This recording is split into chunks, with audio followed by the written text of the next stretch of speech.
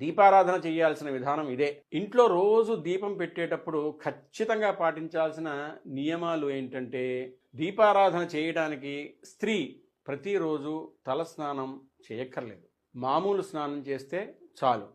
పురుషుడు మాత్రం రోజు తలస్నానం చేయాల్సిందే. ఎప్పుడూ కూడా ఇనుప ప్రమిదిలో దీపం పెట్టకూడదు. బంగారం, వెండి లేదంటే మట్టి పాత్రలలోనైనా దీపం పెట్టచ్చు.